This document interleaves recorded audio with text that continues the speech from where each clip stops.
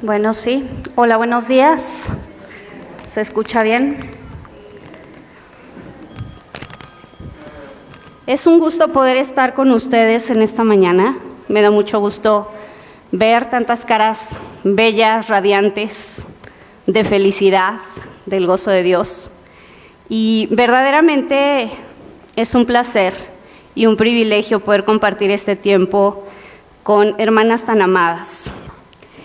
Yo quisiera pedirles, para que empecemos, que por favor te levantes de tu lugar, que vayas con una persona, que le des un fuerte abrazo, ¿sí? Y que le muestres el amor que Dios ha puesto en tu vida, ¿sí?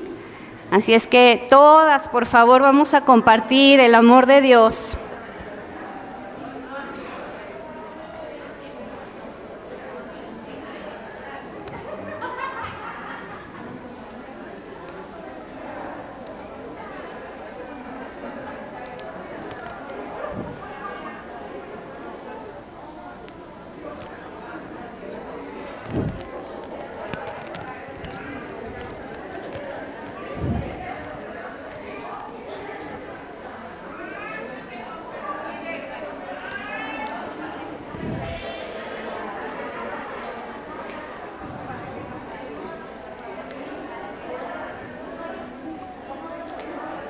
Cuando hayas compartido ese abrazo y el amor de Dios, ve regresando a tu lugar,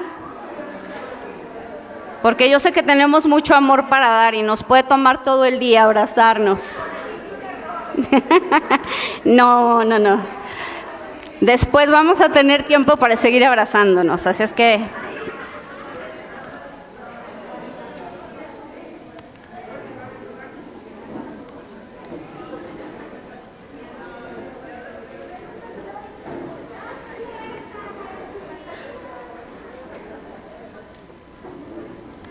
Increíble. Muy bien, pues ¿cuántas están listas en esta mañana para escuchar la palabra del Señor? ¿Cuántas? Levanten su manita, así yo veo que ya estamos preparados todos, ¿sí? Excelente. Sé que hemos venido estudiando acerca de situaciones que son muy comunes allá afuera, pero no en nosotros, ¿verdad? La ira, la amargura, el odio, eso ya no pasa aquí. ¿Están de acuerdo? Increíble. Sin embargo, en esta mañana vamos a dar algún repaso muy rápido acerca de este tema tan importante que es la amargura. Y vamos a entender, ¿sí?, cómo es que podemos conquistar la amargura a partir del perdón. Y muchas veces pensamos que el perdón es simplemente decirle a alguien, ay, oye, perdóname, y ya, y de pronto queremos seguir con nuestra vida, y pensamos, pues ya hice lo que tenía que hacer, y entonces no sé por qué me sigo sintiendo de esta manera. ¿Les ha pasado? ¿A alguien? ¿Sí? Creo que a muchos nos ha pasado. Y entonces nos desanimamos porque pareciera que no es verdad, ¿no? Que no funciona pedir perdón. El día de hoy vamos a aprender, ¿sí? Y bueno, a todos nos gustan así como los tantos pasos para hacer algo. No es como tal una secuencia, pero sí son puntos muy importantes que si nosotros los entendemos y los empezamos a poner en práctica en nuestra vida de una manera constante, créanme que vamos a ver cambios muy importantes en nosotros y en nuestra familia en primer lugar, porque es el núcleo en el cual pues compartimos la mayor parte de nuestro tiempo y por lo tanto también es donde constantemente se encuentran los mayores conflictos, relaciones rotas. Muchas veces, y esto lo veíamos en el seminario de la ira, ¿sí?, somos dañados o dañamos a otros no porque tengamos la intención de destruir a los demás o porque nuestros padres tuvieron la intención de destruirnos, sin embargo es algo que ocurre. Los seres humanos somos imperfectos. Así es que todos, y yo les voy a pedir aquí si levanten su manita, si alguna de ustedes alguna vez ha sido lastimada profundamente. ¿Sí? Hay algunas que no, qué bendición, pero para todas las demás que sí, ¿sí? Es bien importante que aprendamos a lidiar con estos procesos, a permitir que Dios nos sane para que podamos andar en la vida libres de peso. ¿Cuántos de ustedes han salido de viaje alguna vez? Y para hacer ese viaje preparan un maletonón, pero además ahí no cabe, entonces además hay que llevar el equipaje pequeño y además una mochila y además una bolsa y traemos hasta el perico en la cabeza. ¿Les ha pasado? ¿Sí? Fíjense que de una manera muy similar hacemos en la vida. Vamos llenando nuestra vida con equipaje, ¿sí? Y para hacer un viaje es genial porque, bueno, simplemente llegamos, dejamos todo en el hotel y vamos ocupando lo que necesitamos. Pero ¿cuántas podrían llevar su vida diaria cargando estos maletones todo el tiempo? ¿Cuántas? Un maletón enorme, el otro maletón acá, la mochila y todo. ¿Se puede? No se puede. Sin embargo, pretendemos vivir la vida cargando todo eso que nos ha venido haciendo daño desde que éramos niños y pretendemos andar de una manera ligera y les quiero decir que eso no se puede, ¿sí? Necesitamos permitir, ¿sí?, que Dios nos libre de todas esas cargas. La palabra de Dios dice, venid a mí, todos los que están cansados y cargados, porque yo os haré descansar. ¿Sí? Tenemos que aprender a vivir de esa manera, libres de todas estas cargas. ¿Les gustaría aprender? ¿Sí? Muy bien. Lo primero que quiero es que aprendamos qué es la amargura. Y la amargura se refiere a un resentimiento. Tienen todas una hojita como esta, ahí vamos a ir tomando notas. Si alguien no tiene, por favor levante su mano para que se la hagan llegar. Entonces, la amargura es un resentimiento arraigado que llega a implicar incluso odio hacia otra persona. Si ustedes recuerdan, y lo vamos a volver a ver en días próximos, el odio o la amargura son simplemente procesos ya avanzados de un enojo, de una herida no resuelta, ¿sí? Recordamos que el enojo era una respuesta natural de nuestro cuerpo hacia una situación que percibe como una agresión. El enojo es natural, pero cuando nosotros no resolvemos el enojo, esto va degenerando hasta llegar a ser malicia. Recordemos que malicia era el deseo ya de dañar a la otra persona, porque pienso que si él me dañó, entonces creo que tengo el derecho de hacerle daño, ¿sí? Y esto, si yo no logro hacerle daño, o sí, al final va a seguir derivando en otros procesos que terminan siendo amargura y odio, ¿sí? Y cuando ni siquiera esta parte es resuelta, decíamos que el enorme peligro que hay en esto es que puede llevar, ¿sí?, a una violencia física, agresiones verbales y hasta la muerte. Y suena muy rudo, pero es la realidad, ¿sí? Un homicidio muy probablemente va a tener un origen en una ira no resuelta y en amargura en la vida de una persona. Y por eso es que es tan importante que nosotros podamos hacer una pausa e identificar lo que está pasando en nuestra vida y pedirle a Dios que Él nos ayude a resolver todo esto, ¿sí? Entonces, si nosotros tomamos la raíz griega de la palabra amargura, es pigría.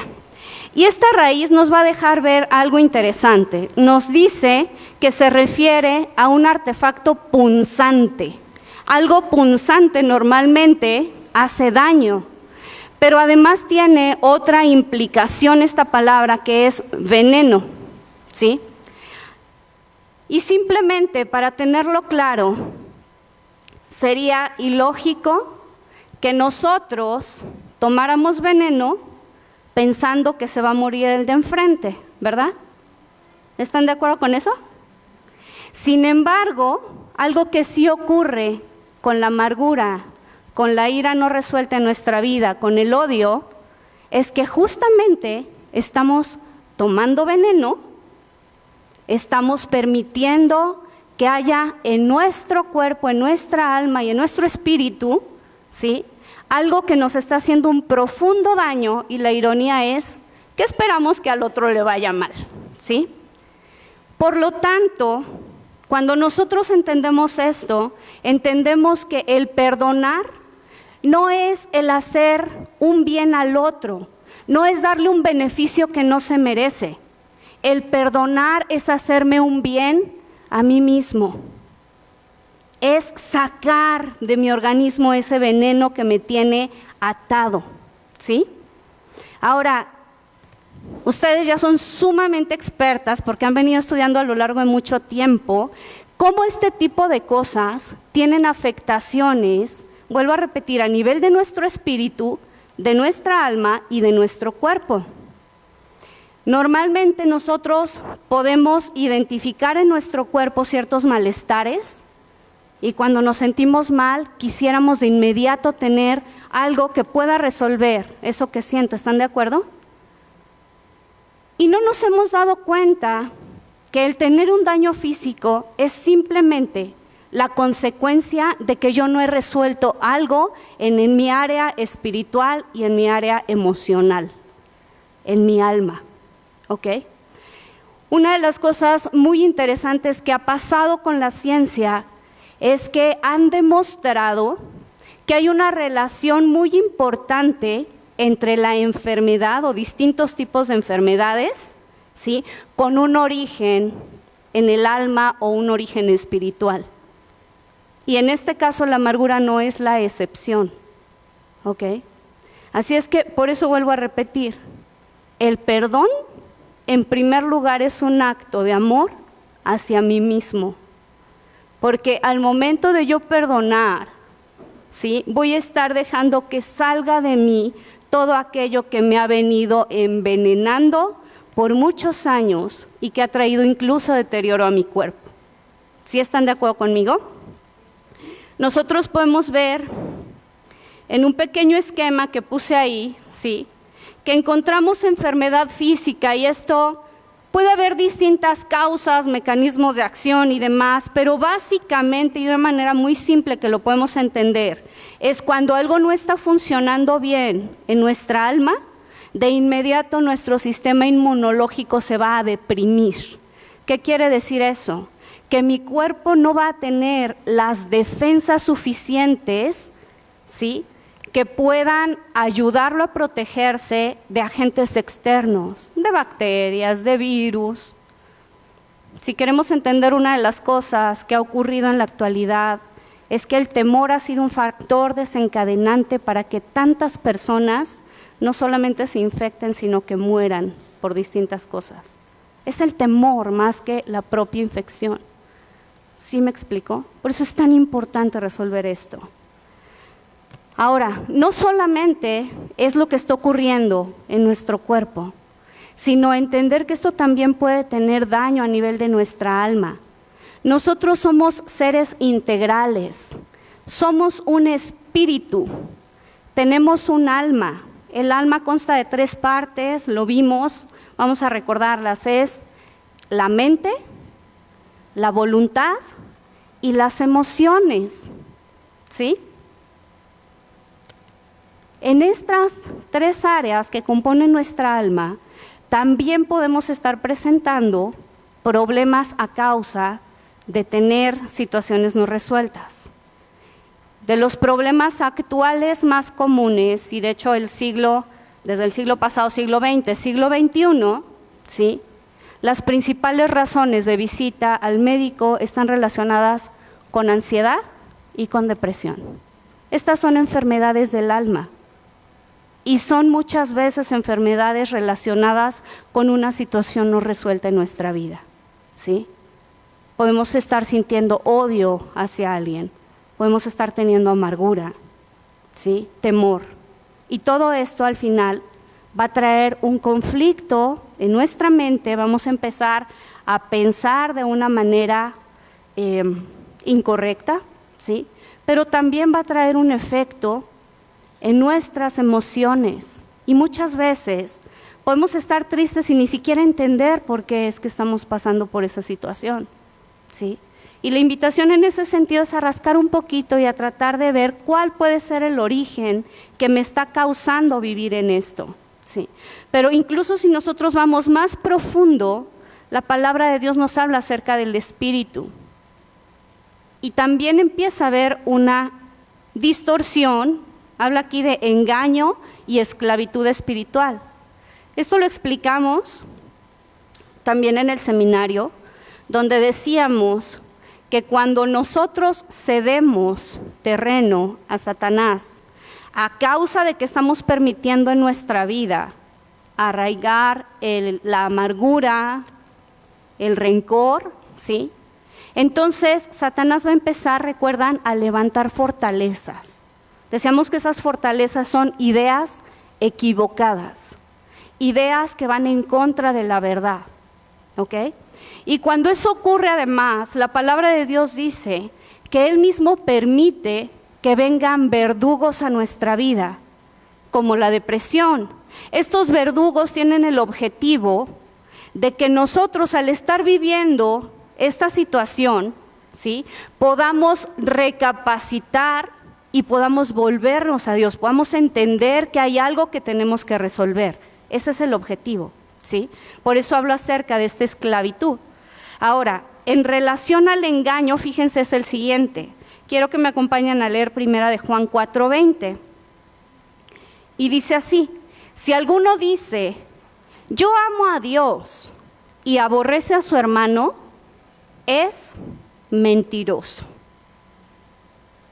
Pues el que no ama a su hermano, a quien ha visto, ¿cómo puede amar a Dios, a quien no ha visto? ¿Sí? Ese es el engaño en el que muchas veces podemos estar viviendo. Por supuesto que es fácil amar a Dios, ¿verdad que sí? Cuando nosotros aprendemos a conocerlo, sabemos que de Él recibimos todas las cosas buenas que hay en nuestra vida. Es fácil amarlo. Lo difícil es amar a nuestro prójimo, a nuestro cónyuge, a nuestros hijos, a nuestros hermanos, a nuestros padres, a nuestros amigos. ¿Por qué? Porque son imperfectos, igual que yo, ¿verdad que sí? Porque todos lo somos, todos lo somos. Entonces, lo que nos dice la palabra es, nosotros no podemos decir que amamos a Dios si no estamos manifestando el amor hacia nuestro hermano. No es congruente. Y eso es vivir en engaño, ¿ok? Así es que la amargura es el resultado de no ver el sufrimiento desde la perspectiva de Dios, ¿sí? Vuelvo a repetir, la amargura es el resultado de no ver el sufrimiento desde la perspectiva de Dios. Y quiero hacer mención aquí acerca del caso de una mujer. Esta mujer era una mujer del pueblo de Israel, una mujer judía, ¿sí?, que junto con su esposo y sus 2 hijos, en un momento en el cual la palabra de Dios relata que en ese tiempo no había rey en Israel, dice que es el tiempo de los jueces, no había rey en Israel y todo mundo hacía lo que bien le parecía. Dicho en franco mexicano, cada quien hacía su regalada gana, ¿verdad? Sí, así.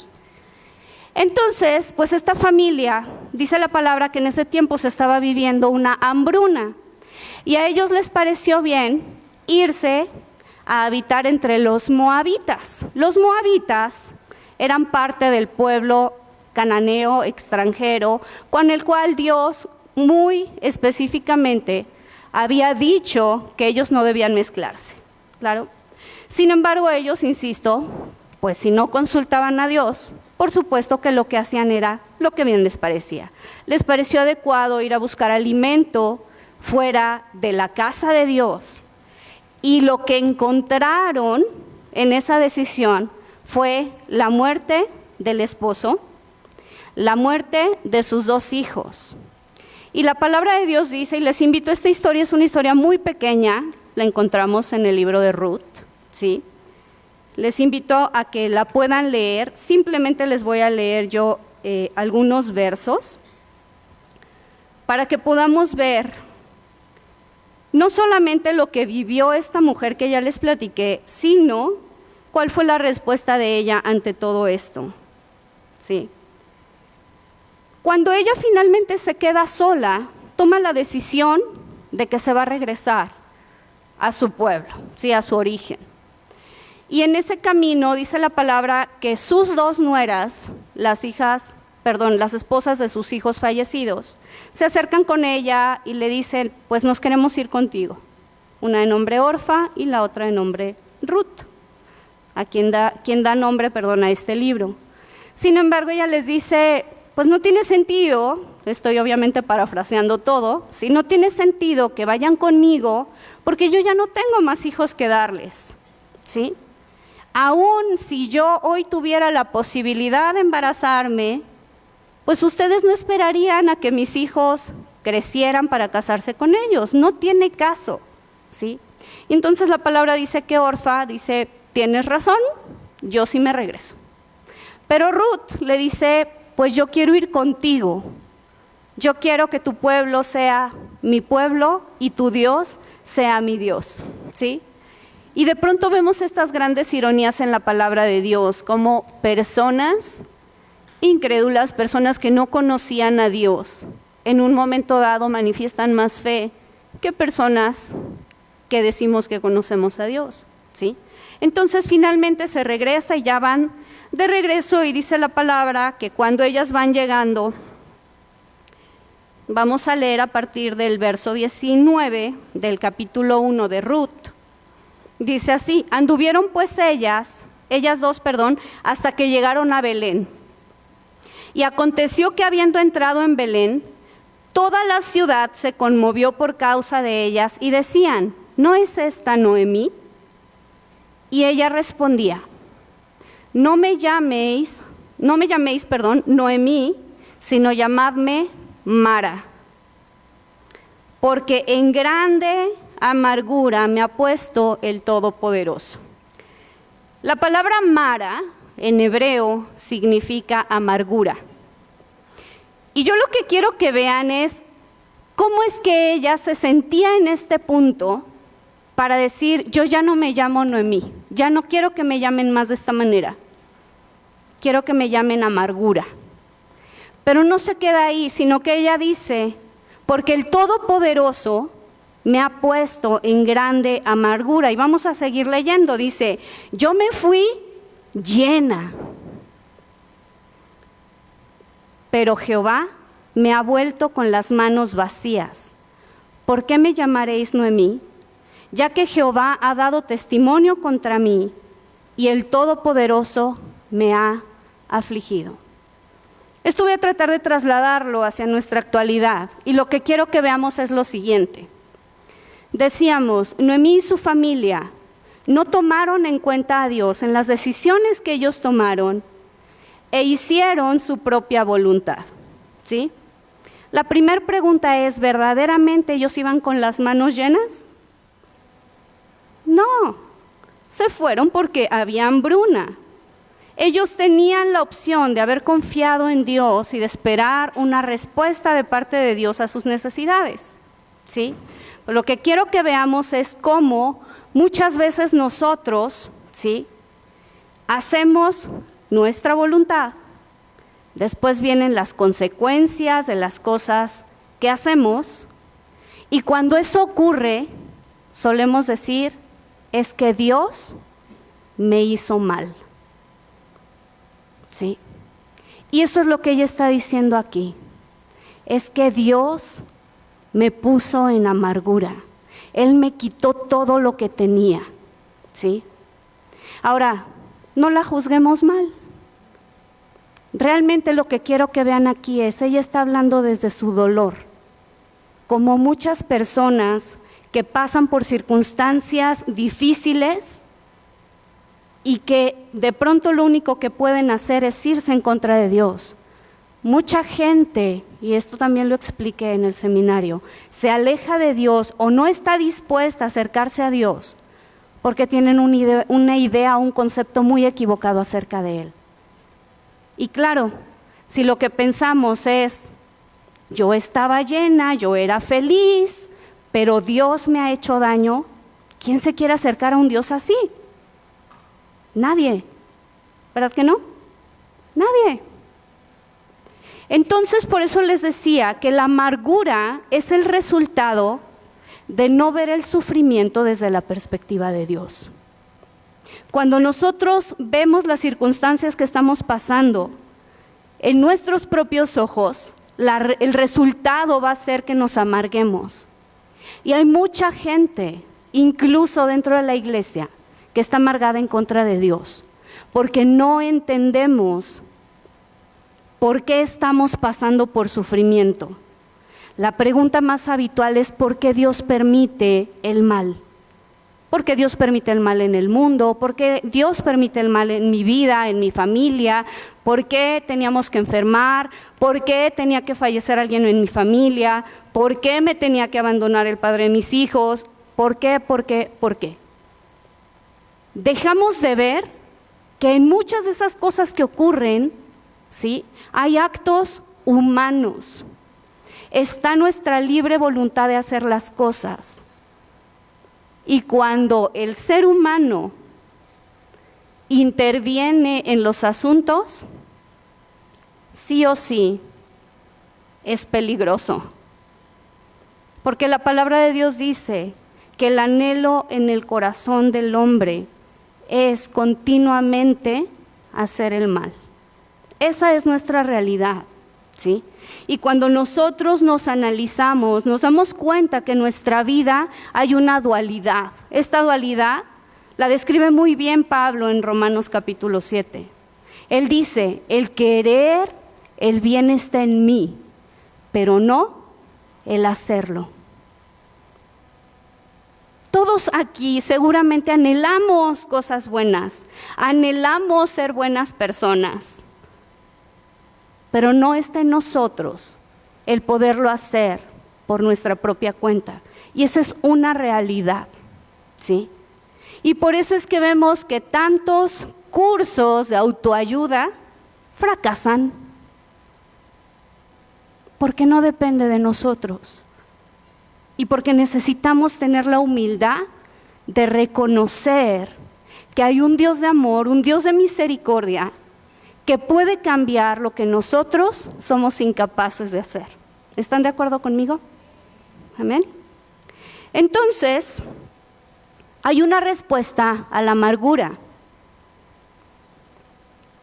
Antes de entrar a ella, quiero que veamos qué significa ver las cosas o el sufrimiento desde la perspectiva de Dios. Y al respecto hay mucho, pero creo que este versículo lo dice de una manera clave. Primera de Pedro 5:10 dice así, mas el Dios de toda gracia que nos llamó a su gloria eterna en Jesucristo, y fíjense lo que dice, y subrayenlo ahí si pueden, dice, después que hayáis padecido un poco de tiempo, y un sinónimo de padecer es sufrir, ¿verdad que sí? Después del sufrimiento, dice, Él mismo os perfeccione, afirme, fortalezca y establezca. ¿Qué quiere decir esto? Que todo sufrimiento en nuestra vida es una oportunidad para que Dios desarrolle su carácter en nosotros. El sufrimiento es el taller de Dios en el cual Él va a estar esculpiendo. Imagínense un escultor que trae quizá una enorme roca de mármol, toda deforme, y Él la puede ver y decir, aquí hay algo hermoso. Y quizá nosotros lo vemos y decimos, claro que no, solamente un pedazo de piedra, ¿sí? Y entonces este escultor va a tomar sus herramientas y va a empezar con su martillo, con su cincel, a golpear esa piedra. Y si nosotros pudiéramos preguntarle a esa piedra, oye, ¿qué se siente? ¿Qué creen que nos diría esa piedra? Duele. Duele. ¿Sí? Y quizá para esa piedra sea, ¿por qué me está agrediendo? ¿Yo qué le hice? ¿No? Y esa es la respuesta muchas veces que nosotros le damos a Dios. Oye, ¿por qué me agredes? ¿Por qué me afliges, como dijo Ruth? ¿Sí? Y cuando no entendemos los propósitos de Dios, nos llenamos de amargura. Pero simplemente hacer este cambio en nuestra vida y entender que absolutamente toda circunstancia en mi vida tiene el propósito de desarrollar el carácter de Cristo en mí, va a cambiar mi perspectiva. Totalmente. ¿Sí? Cuando finalmente este artesano termina su obra, y esta obra es admirada por la gente, dicen, wow, qué hermoso. Quizá esa misma obra, si pudiera hablar, diría, wow, ¿cómo me dejaron? La gente me ve y se maravilla, qué increíble, ¿no? Pero eso, sí, es simplemente entender. Dice la palabra que el que empezó en nosotros la buena obra, la perfeccionará hasta el día de Jesucristo. ¿Sí? El sufrimiento en esta vida no es opcional. Y no es opcional simple y sencillamente porque estamos en un mundo en el cual hay pecado y muerte. No fue elección de Dios que el mundo estuviera bajo el pecado, fue elección de nosotros. Y sigue siendo nuestra elección. Porque hay quienes de pronto decimos, ay, es que sea Adán y Eva, si lo hubieran hecho bien desde el principio, yo no estaría sufriendo. Y quizás si ellos lo hubieran hecho bien, adivina qué, tú y yo lo habríamos echado a perder. Porque esa es la realidad de cada ser humano que habita y que ha habitado este planeta. ¿De acuerdo? Entonces, aunque no es la elección de Dios el que nosotros escogiéramos el pecado y el que estemos viviendo todas esas consecuencias, Dios hace cosas hermosas, porque utiliza todo eso que es tan malo para hacer obras maestras. ¿No les parece increíble? ¿Sí? Y Dios es el único que puede hacer esto, nosotros no. Entonces, cuando nosotros comprendemos que el sufrimiento es una oportunidad para permitir que Dios haga una obra hermosa en mi vida, empieza a cambiar mi perspectiva. Y lo que quiero que veamos a continuación es que nosotros tenemos la oportunidad o de reaccionar o de responder correctamente. Una reacción simplemente es algo que ocurre en automático, que no planeé, que ni siquiera pensé.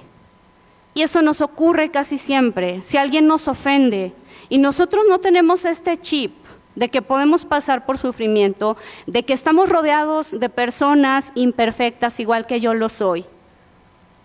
Entonces cuando alguien me lastime, yo no voy a responder correctamente, lo que voy a hacer es reaccionar.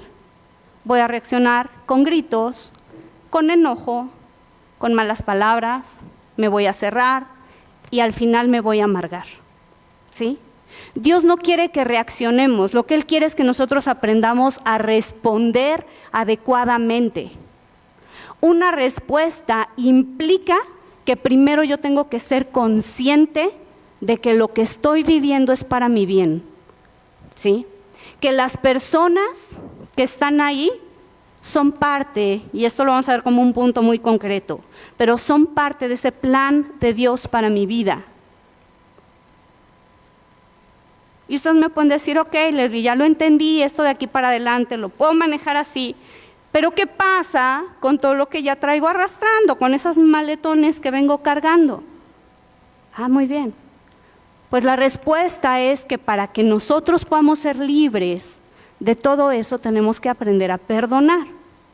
Y como les decía, no es simplemente decir, pues ya, le dije que sí lo perdono y ya, pero no se me quita. Vamos a entender qué significa perdonar.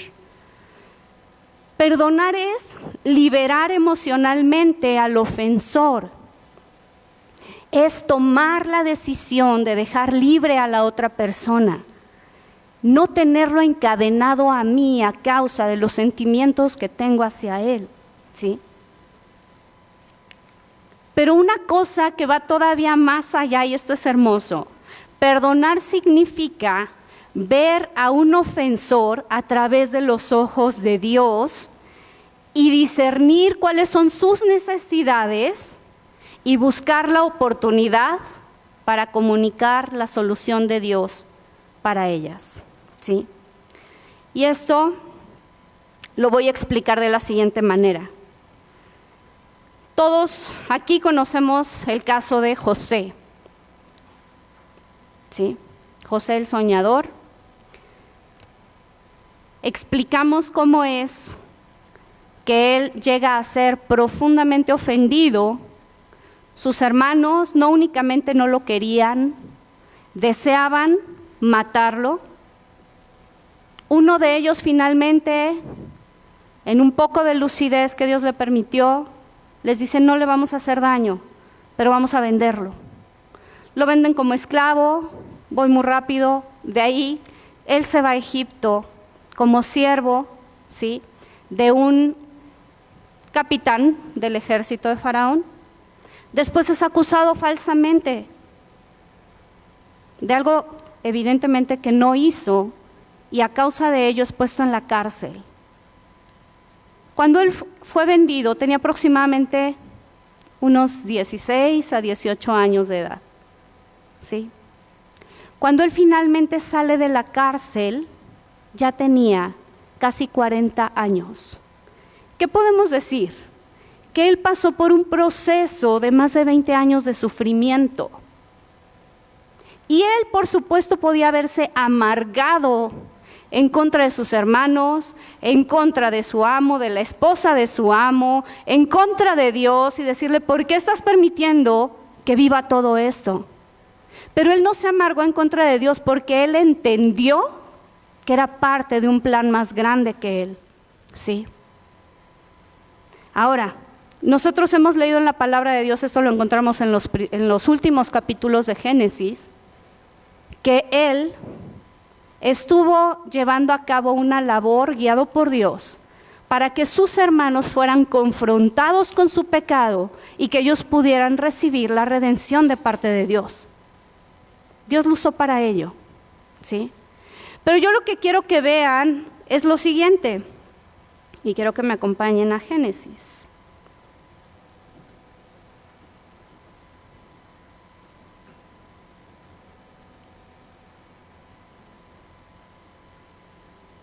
El último capítulo de Génesis es el 50.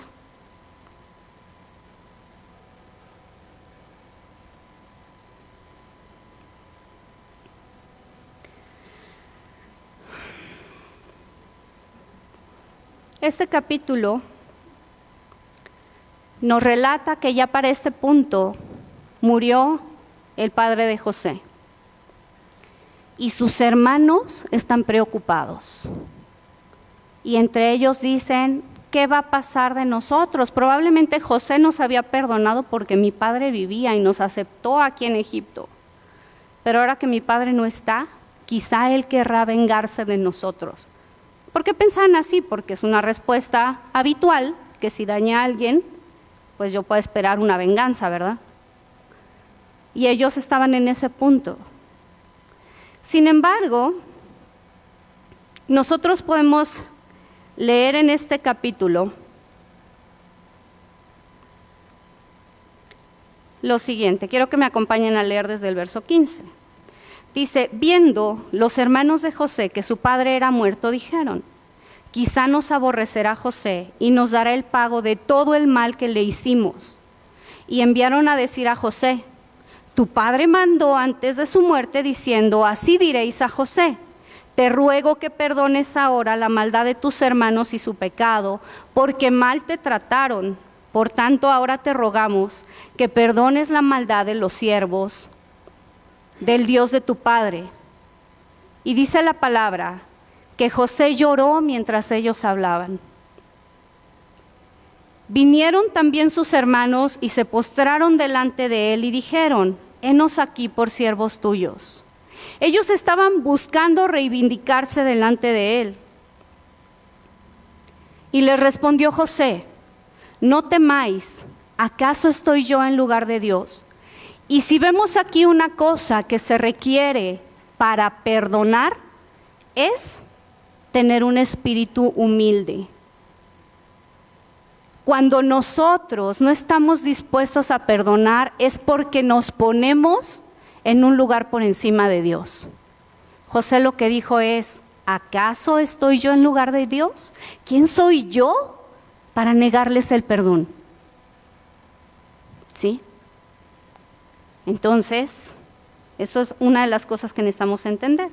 Voy a seguir leyendo, dice: vosotros pensasteis mal contra mí, mas Dios lo encaminó a bien, para hacer lo que vemos hoy, para mantener en vida a mucho pueblo.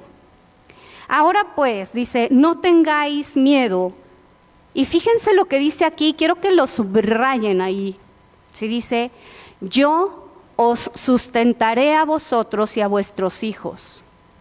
Así los consoló y les habló al corazón. José no únicamente sentía que les estaba haciendo un favor al perdonarles, esa no fue su actitud. Pero él entendió que él había sido solamente un instrumento de Dios para preservación de su familia y de muchos pueblos. Pero a él no le bastó únicamente decirles: ok, sí los perdono, ya váyanse en paz, ¿no? Sino que dice la palabra de Dios que él se hizo cargo, los sustentó a sus hermanos y a sus hijos. ¿Cómo podemos realmente saber que hemos perdonado a alguien? No solamente por decir: ya, lo perdoné, no quiero volver a saber de él. No. Es interesarnos por sus necesidades y estar dispuestos a hacer algo a favor de ellos. Esto, y lo vamos a ver también, es el caminar la milla extra. ¿Sí? Y vamos a ver cuál es la razón de esto. Así es que, dicho todo lo anterior, vamos a ver 7 cosas que son sumamente importantes para que aprendamos a perdonar de una manera correcta. ¿Ok? Punto número 1, arrepiéntete de valores temporales. Arrepiéntete de valores temporales. ¿Qué significa esto? Esto lo que quiere decir es que tenemos que entender que hay cosas que son de este mundo y en este mundo se van a quedar. Pero hay otras cosas que son eternas. ¿Están de acuerdo? Dicho en palabras más sencillas, tenemos que aprender que el valor de una persona está por encima de cualquier posesión. Grandes problemas derivan de pleitos a causa de herencias. Y en las herencias se nos olvida que somos hermanos. Y se gestionan una serie de conflictos en los cuales la gente se deja de hablar en absoluto, por dinero. ¿Y a cuántos han visto ustedes que al momento de que los entierran, van atrás de ellos carretas y carretas con sus bienes, sus posesiones, su dinero, sus casas? ¿Quiénes se llevan todos sus tesoros cuando mueren? Nadie. Y sin embargo nos enfrascamos en grandes problemas por bienes temporales. ¿Sí? La palabra de Dios nos relata la historia de un hombre que vino con Cristo y le dijo: Señor, maestro, di a mi hermano que parta conmigo la herencia. Y la respuesta de Jesús, esta historia está en Lucas capítulo 12, fue: hombre, ¿quién me ha puesto sobre vosotros como juez o partidor? Cristo no estaba interesado en involucrarse en situaciones que tenían que ver con cosas temporales. Él estaba interesado en resolver los problemas reales de los seres humanos. Y esos problemas, él decía, son los que vienen de nuestro corazón. Homicidios, adulterios, hechizarías, robos, etcétera, etcétera, etcétera. ¿Sí? En muchas ocasiones la amargura lo único que va a hacer es manifestar que una persona, ¿sí?, tiene un mayor amor por los bienes temporales que por los bienes eternos. Normalmente las personas que tienden a venir y pedir es que quiero que se haga justicia en relación a la repartición de mi herencia y demás, son las primeras interesadas en los temas de valores temporales, ¿sí? Y la palabra de Dios a lo que nos llama en ese sentido, Filipenses capítulo 3, versos 7 y 8. Y este capítulo es muy interesante, porque en el capítulo 3 de Filipenses, Pablo de lo que habla es de todas aquellas cosas por las cuales él podría jactarse. Él dice, yo soy judío de judíos, ¿sí? Él dice, yo estudié a los pies de Gamaliel. Yo soy una persona que guarda la ley. Si me evaluaran por la ley, soy justo. ¿Cuántos podríamos decir eso? ¿Sí? Y sin embargo, después de hacer toda esta lista de cosas por las cuales él podría jactarse, él entendió lo siguiente y él dijo, pero cuantas cosas eran para mí ganancia, las he estimado como pérdida por amor de Cristo. Y ciertamente aún estimo todas las cosas como pérdida por la excelencia del conocimiento de Cristo Jesús, mi Señor, por amor del cual lo he perdido todo y lo tengo por basura por ganar a Cristo.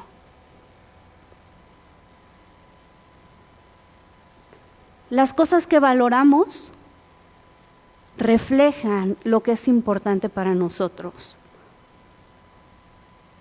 La invitación es que nosotros podamos poner nuestra mirada en Cristo, porque no hay absolutamente nada ni nadie en esta tierra que pueda satisfacer en el ser humano esa enorme necesidad que tiene, sino únicamente Dios. ¿Sí? Punto número 2. Reconocer actitud de ingratitud y dar gracias a Dios.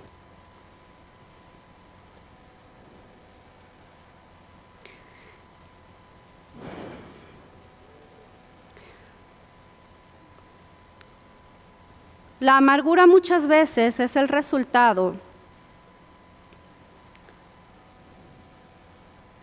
de tener una perspectiva de que Dios me debe algo, ¿sí? Normalmente pensamos que si estamos en esta tierra, Dios nos debe una vida plena, feliz, llena de salud, hasta los 70, 80, 90 o 100 años. Eso me lo debe, ¿sí? Y cuando mi perspectiva es que Él me debe todo esto, ¿sí? Si alguien de mi familia muere antes de ese tiempo, nos amargamos en contra de Dios y decimos, ¿por qué se lo llevó? Estamos enfocándonos en lo incorrecto, que es aquello que supuestamente Dios nos debe. Si Dios nos permitió tener a una persona, una posesión, por un determinado tiempo, va a cambiar totalmente nuestra perspectiva si en lugar de pensar en lo que me deben, podemos agradecer lo que ya recibimos de pura gracia. Porque la palabra de Dios dice que si Dios nos pagara conforme a lo que merecemos, lo que nos tocaría a todos sería la muerte. Así es que cada día que nosotros vivimos es un regalo de Dios. Ahora quiero que piensen en lo siguiente. Imagínense que un buen día yo decido que le voy a dar $1,000 a una persona. Y entonces llego y le digo, buenos días, Lucero, te voy a dar $1,000. Y Lucero va a decir, wow, ¿no? Y llegó el siguiente día y le digo, te voy a dar otros $1,000. Y ella está agradecida porque es algo que no espera, pero lo recibe con gusto, ¿verdad que sí? Pero ¿qué pasa si yo hago esto durante un mes? Y al día siguiente, o sea, termina ese mes, y al día siguiente, en lugar de llegar con Lucero, ya no llego con ella, llego con Brenda. Brenda, hoy te quiero dar a ti $1,000. ¿Se imaginan que Lucero dijera, ¿qué le pasa a esta loca? ¿Por qué ella no me dio mis $1,000? ¿Qué pensarían? Se convierte en exigencia. Y saben, esa es muchas veces nuestra actitud ante Dios. Que pensamos que todas esas misericordias y bondades que Él ha derramado sobre nuestra vida, nosotros las merecemos. Y cuando eso cambia, cuando estoy viviendo circunstancias difíciles, entonces digo, híjole, Dios es malo. Y me amargo en contra de Él. ¿Por qué? Porque en lugar de agradecer todo lo que he recibido de parte de Dios, ¿cuántos hoy están vivos y respirando? ¿Saben cuántos hoy ya no están aquí? Muchas personas. Y ese simple hecho es una bendición de parte de Dios para nuestra vida. Podemos estar aquí reunidas hablando acerca de Dios. En muchos países son perseguidos por estudiar la palabra del Señor. Y contradictoriamente, muchas veces en esos lugares, la fe de la gente es una fe ardiente. ¿Se dan cuenta? Tenemos que cambiar nuestra perspectiva. Hemos recibido bendiciones de parte de Dios. A veces la amargura simplemente es el hecho de que vemos las cosas de la manera que no son. Primera de Tesalonicenses 5:18 dice, dad gracias a Dios en todo, porque esta es la voluntad de Dios para con vosotros en Cristo Jesús. Y algo que aprendimos en relación a la gratitud es que nosotros no es que demos gracias a Dios por la prueba, sería loco, ¿no? Gracias Dios porque me chocaron. Pero lo que sí hacemos es darle gracias a Dios, porque por medio de esa prueba, Él está desarrollando carácter en mi vida. ¿Sí se dan cuenta? Eso sí lo podemos agradecer.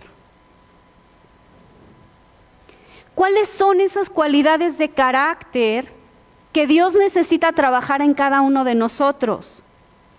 Decíamos que desarrollar el carácter es algo que va a ocurrir en circunstancias adversas. El carácter no se aprende simplemente por tener el libro, decíamos por ósmosis, pegárnoslo aquí y decir, wow, ya soy humilde. Sería increíble, ¿verdad? Pero no es así. Queremos ser humildes, Dios va a poner las circunstancias, ¿sí? Para que nuestra soberbia vaya siendo quebrantada. Queremos ser pacientes, Dios va a poner las circunstancias para que ejercitemos esa cualidad de carácter. Y eso es lo que tenemos que agradecer. ¿De acuerdo? Punto número 3. Considera a tu ofensor como un agente de Dios. Considera a tu ofensor como un agente de Dios. Una de las razones más importantes por las cuales nos ofendemos con la gente es que vemos a personas independientes que nos están atacando. Y cuando yo percibo eso, entonces lo natural es que yo me defienda, ¿no? Que yo sienta ese ataque y diga no. Pero, y tomando el ejemplo que poníamos hace rato, si yo entiendo que las personas simplemente son instrumentos en manos de Dios, son ese martillo y ese cincel que Dios está usando para formar en mí su carácter, entonces todo cambia. Porque nosotros sabemos que el martillo y el cincel no se mueven por sí mismos. ¿Están de acuerdo conmigo? Y además sabemos que hay un escultor, un artesano hermoso que está haciendo una obra. Y cuando yo lo veo desde esta perspectiva, entonces yo entiendo, híjole, sí me dolió. Pero no es la culpa del cincel. Es Dios que está obrando en mi vida. Y entonces le puedo decir gracias, porque este golpe está desarrollando en mí esta cualidad de carácter. ¿Se dan cuenta? Tenemos que quitar esa responsabilidad de las personas. La palabra de Dios dice, hierro con hierro se aguzan. Y adivinen qué somos todos aquí. Hierros.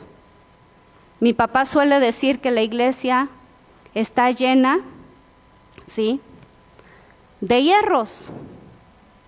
Pero no solamente en la iglesia, en la familia, en el trabajo, con los vecinos, ¿sí? Que somos lijas, dice que está la hermana Alejandra, ¿no? Sí. O la hermana Lijabel y el hermano Alejandro, ¿sí? Todos somos lijas, nos estamos aguzando. ¿Qué quiere decir eso? Que mis deficiencias de carácter van a servir para que otras personas vayan creciendo en su carácter, pero las deficiencias de otros van a servir para que yo pueda trabajar mi carácter, ¿sí? Así es que lo que tenemos que hacer es, cuando tenemos esta perspectiva, vamos a dar gracias a Dios por la vida de las personas que nos rodean. Y si alguien me está lijando, yo lo voy a bendecir y voy a decir, Señor, gracias porque permitiste esta circunstancia donde simplemente se manifestó que hay una cosa que tú quieres desarrollar en mi vida. ¿Ok? El ejemplo máximo que tenemos en relación a esto, aunque hay muchos en la palabra, es Cristo. Cuando Cristo estaba en la cruz del Calvario, Él pudo haberse amargado tanto en contra de los judíos que lo estaban golpeando, que se estaban burlando de Él, que lo estaban clavando a una cruz. Y sin embargo, Él pudo tener la respuesta más hermosa y decir, Padre, perdónalos porque no saben lo que hacen. Ellos no sabían lo que estaban haciendo, pero Dios sí. Dios sabía que por medio de la muerte de Cristo iba a traer redención al mundo. Era necesario, dice la palabra, que Cristo mismo fuera experimentado en quebranto. Y la pregunta es, si Él pasó por pruebas y sufrimiento, ¿quién soy yo para no pasar a través de lo mismo? ¿Sí? La palabra de Dios dice que Él nos dejó ejemplo para que sigamos sus pisadas, para que aprendamos. Y nosotros vemos que este ejemplo de Cristo después lo replica Esteban. Esteban es acusado falsamente y la acusación que lo hacen lo lleva a la muerte. Una muerte terrible, él es apedreado. Esta enseñanza la dio recientemente el pastor en este púlpito. ¿Sí? Y vemos que la respuesta de Esteban no fue quejarse, no fue amargarse, no fue maldecir, sino que dice la palabra de Dios en Hechos 7:60, que puesto de rodillas clamó a gran voz y dijo, Señor, no les tomes en cuenta este pecado. Vean la enorme diferencia que hace. Muchas veces cuando alguien nos ofende, vamos, doblamos rodilla y le decimos, Señor, que caiga fuego sobre la persona. Queremos juicio sobre las personas, cuando tendríamos que estar orando misericordia. Señor, no les tomes en cuenta esto, no saben lo que hacen. ¿Sí? Esto es verdadero perdón. No decir, pues ya, le dije que sí lo perdono, pero estoy orando para que Dios... No. Tenemos que ser congruentes. Cuando oramos por nuestra vida, cuando hemos cometido un pecado delante de Dios, venimos y le decimos, Señor, ten misericordia de mí. Queremos que Dios tenga misericordia de nosotros, pero por otro lado queremos que caiga su juicio sobre los que nos dañan. Es total incongruencia. ¿Están de acuerdo? ¿Sí? Muy bien, vamos al siguiente punto, el punto número 4, que es aprende qué propósitos tiene Dios en el sufrimiento. Hemos venido explicando cómo el sufrimiento es un proceso que en manos de Dios nos va a permitir desarrollar el carácter de Cristo. Así es que una pregunta muy interesante que podemos hacer a Dios es, ¿cuál es tu propósito para mí en medio de esto que estoy viviendo? Muéstrame cuál es tu voluntad. Y hay muchísimos propósitos. A veces va a ser un llamado de atención porque quizá nos estamos desviando tras algo que no conviene, ¿sí? A veces en medio del sufrimiento vamos a entender que Dios nos ama, por irónico que parezca, ¿sí? Porque incluso en las circunstancias más difíciles nosotros podemos ver la fidelidad de Dios, ¿sí? El sufrimiento es un llamado de Dios al autoexamen. Si estoy pasando por una circunstancia, es un buen momento para que yo pueda decir, ¿está mi vida reflejando a Cristo? ¿O qué es lo que estoy mostrando al mundo? ¿Sí? Otra razón del sufrimiento es que Dios quebranta nuestro orgullo. Porque la palabra de Dios dice, ¿sí?, que Él resiste al soberbio, pero da gracia al humilde. Y la gracia de Dios es el poder que recibimos de Él para hacer y para desear, para querer y hacer su buena voluntad, ¿sí? Ese es un poder que no tenemos nosotros los seres humanos. La gracia de Dios es lo que nos permite ser obedientes a Dios, ¿sí? Pero Dios no va a derramar su gracia sobre alguien que es soberbio. ¿Se imaginan? Si por sí ya la soberbia está grande y luego esta persona puede decir, es que yo ya superé todo, ¿no? Eso apesta delante de Dios. Nosotros tenemos que mantenernos humildes, que reconocer que absolutamente todo lo que somos y lo que tenemos proviene de Dios, ¿sí? El sufrimiento también es una evidencia de guerra espiritual. Estamos en una guerra, lo dice la palabra. Y más bien deberíamos preocuparnos si aparentemente todo en nuestra vida fluye bien. Porque entonces seguramente estamos siendo muy agradables a la vista de Satanás, ¿sí? Pero cuando estamos en guerra, algo estamos haciendo que Satanás dice, no lo puedo dejar ir, ¿no? Estamos en guerra.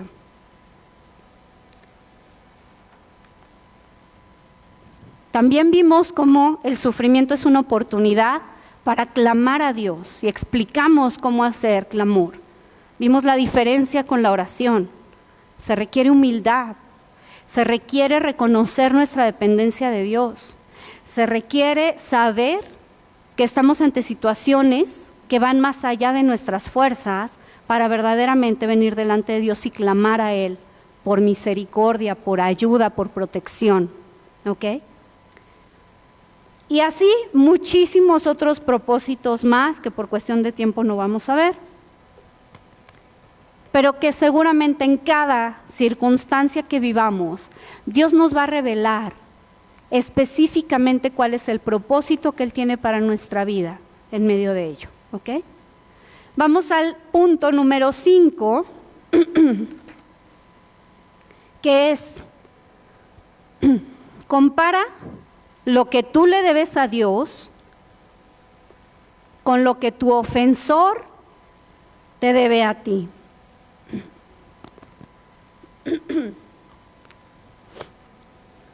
Y aquí tenemos una historia en Mateo capítulo 18, en la cual la palabra de Dios nos relata que en una ocasión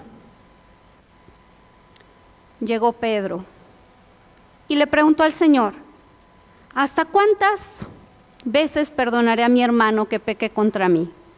¿Sí? Y en ese punto, 3 veces era mucho. O sea, si perdonabas una vez, era esperado. Pero que perdonaras 3 veces a un ofensor por la misma ofensa, era así como, wow, ¿no? Y entonces Pedro, siempre buscando sobresalir, llega con Cristo y le dice: hasta 7, Señor, ¿no? Yo soy muy picudo, ¿no? Yo voy más allá. Y el Señor le dice: no hasta 7, Pedro, sino hasta 70 veces 7. Y no es para que saquemos una calculadora y vayamos haciendo una lista de ofensa número 1, ya acabaste tus 490 ocasiones. No, lo que Cristo estaba diciendo ahí es: siempre debes estar dispuesto a perdonar. Pero una de las cosas, gracias, te lo agradezco, que nos van a ayudar a perdonar es dimensionar de qué fui yo perdonado, ¿sí?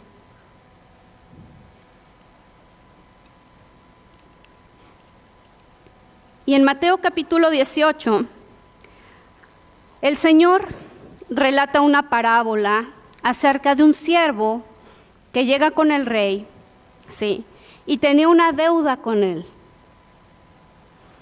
Y la deuda era tan grande que en varias vidas él no podría pagarla. Es decir, su vida, aunque viviera 100 años, no era suficiente para que él pudiera pagar esa deuda que tenía con el rey. Y dice la palabra de Dios que él vino y pidió paciencia y el Señor le quitó su deuda. Pero después él, saliendo de ahí, se topó con otro siervo que le debía a él solo unos denarios, el equivalente quizá al salario de 3 meses, es decir, algo que fácilmente el otro podría pagarle. Y sin embargo dice la palabra que él lo asió fuertemente y lo ahogaba diciendo: págame todo lo que me debes. Y como se negó a pagarle, bueno, le dijo lo mismo: dame tiempo, tenme paciencia. Entonces la palabra relata que lo mandó a la cárcel. Hubo quienes vinieron y contaron esto que había sucedido al rey.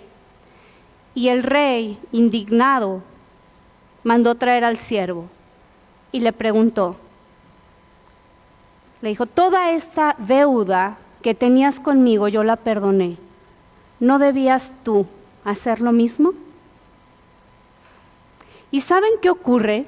Que cuando nosotros no perdonamos, decíamos hace rato, como dijo José, nos estamos poniendo en lugar de Dios.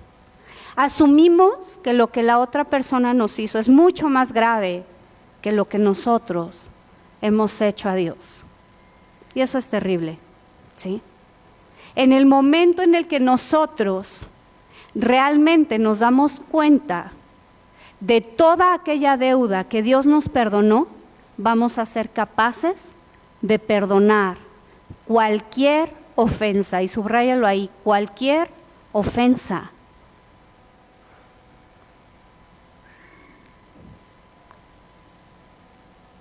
Más aún, si nosotros pensamos en la oración del Padre Nuestro. ¿Cuántos aquí han orado el Padre Nuestro alguna vez?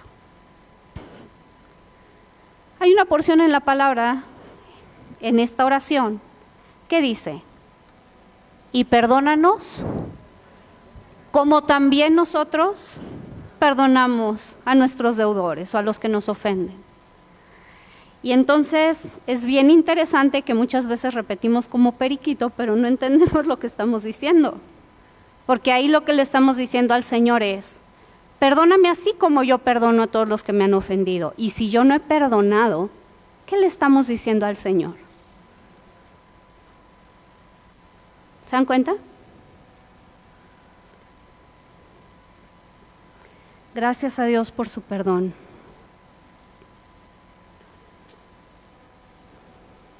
Mateo 18:35, el Señor Jesucristo señala por qué es tan importante que nosotros perdonemos a nuestros deudores.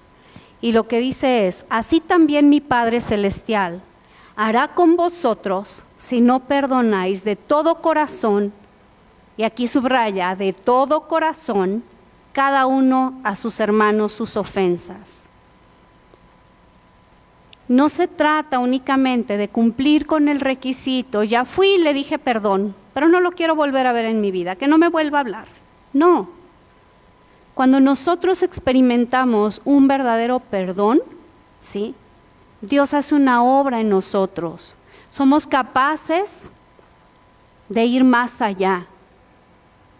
Se trata de perdonar de todo corazón, no a medias, no con condiciones, pensando en 70 veces 7, las veces que tenga que perdonar, cualquier ofensa, ¿ok? Número 6, vamos a distinguir entre perdón y absolución, y esto también es algo muy importante.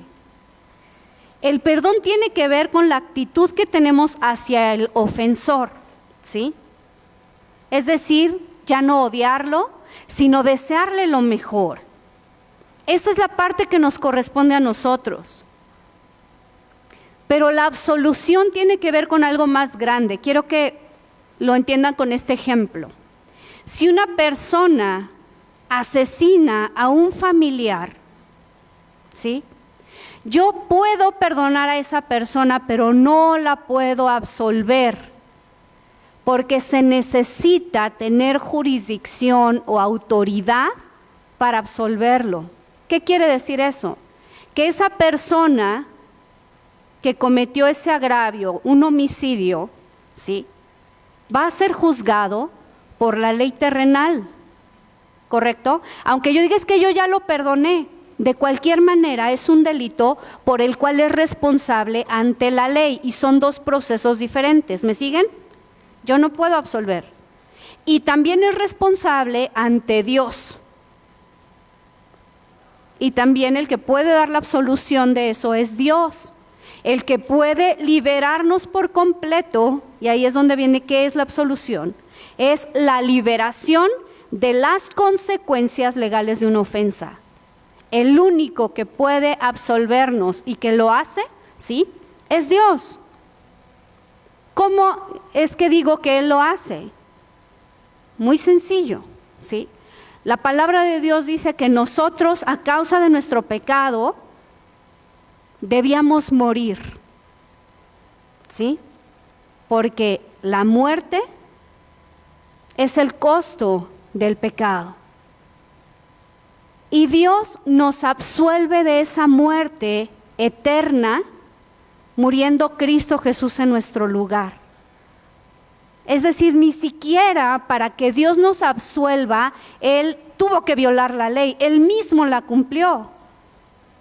Él tuvo que morir para darnos a nosotros vida, ¿sí? Así es que a nosotros no nos corresponde absolver, pero sí nos corresponde perdonar. ¿Sí quedó esto claro? Y el último punto es: invierte voluntariamente en la vida de tu ofensor.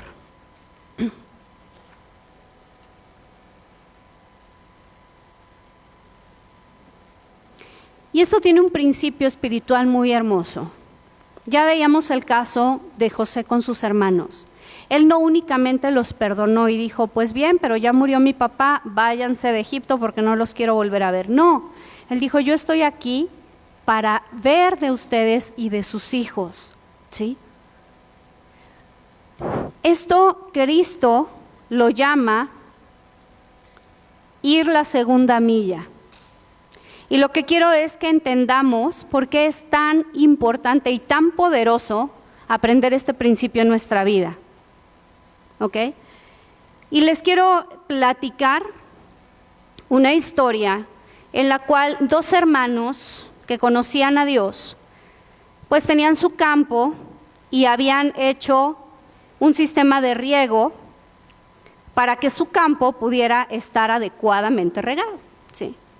Sin embargo, tenían un vecino que lo que hizo en una noche fue venir y cortar ese sistema de riego para dirigirlo hacia su propio campo, ¿sí? Entonces los hermanos al siguiente día dijeron, bueno, pues hay que repararlo. Lo repararon y nuevamente quedó funcionando. Nuevamente esa noche su vecino vuelve a cortar para que vuelva a regar su campo. Y entonces los hermanos vienen con su pastor y le expresan lo que está ocurriendo y le dicen, sabes, ya lo perdonamos, pero aún no tenemos paz en nuestro corazón. Y el pastor sabiamente les dice, muy bien, ahora lo que yo les aconsejo es que rieguen voluntariamente el campo de su vecino. Y estos son el tipo de cosas que nos causan cortocircuito, ¿no? Me está haciendo daño y encima tengo que hacer algo por él. Y la respuesta es sí, sí. Y entonces esta historia relata que en la medida que ellos empezaron a hacer esto por su vecino, ellos empezaron a tener un amor genuino por él. Y el principio de esto es lo que dice Mateo 6:21, que donde está nuestro tesoro, ahí está también nuestro corazón, ¿sí? Cuando nosotros nos vemos forzados a hacer algo, eso nos puede molestar, ¿sí? Pero cuando nosotros tomamos la decisión voluntaria de hacer un bien sobre una persona que nos ha hecho mal, eso va a traer amor genuino por esa persona. Además, imagínense del impacto del testimonio que vamos a poderle dar a esa persona cuando de corazón, con humildad, con libertad podemos venir y hacer algo por él o por ella que él no espera, ¿sí? Así es que este es el último punto, aprender a ir la segunda milla, y esta es una clave, ¿sí?, para convertir la amargura en perdón, porque no únicamente vamos a estar haciendo lo mínimo que se nos pide, que es, pues ya dije perdón y ya, ¿no? O ya acepté su perdón y ya, sino que además voy a estar sembrando de manera voluntaria y de manera amorosa en la vida de la otra persona. ¿De acuerdo? Entonces, yo les invito a que estudiemos a fondo estos 7 principios y a que los empecemos a poner en práctica en nuestra vida, y vamos a ver la obra poderosa que Dios va a hacer en cada uno de nosotros. ¿Cuántos quieren hacerlo? ¿Amén? ¿Sí? Muy bien, pues vamos a orar para cerrar este tiempo. Bendito Dios, seamos gracias, Señor, en esta mañana, porque tú eres tan bueno, Señor. Porque tú nos has dado ejemplo acerca de la forma, Señor, en la que debemos vivir. Te damos gracias, Señor, porque con tanto amor tú nos recibiste, aun cuando éramos tus enemigos. Aun cuando estábamos muertos en delitos y pecados, Señor, tú nos tomaste, nos hiciste nuevas criaturas, nos adoptaste como hijos tuyos, Señor, y nos has dado una nueva vida. Nosotros queremos manifestar esa vida, Señor, hacia un mundo que no te conoce, hacia un mundo que no tiene esperanza. Permite, Señor, que cada uno de los que estamos aquí podamos ser instrumentos en tus manos para dar a conocer el Evangelio, las buenas nuevas de salvación que tú trajiste a esta tierra por medio de la muerte de nuestro Señor Jesucristo. Te bendecimos y te damos gracias, Señor, por todo lo que tú has hecho, lo que haces y lo que harás en nuestra vida. En el nombre de Cristo Jesús. Amén. Gracias.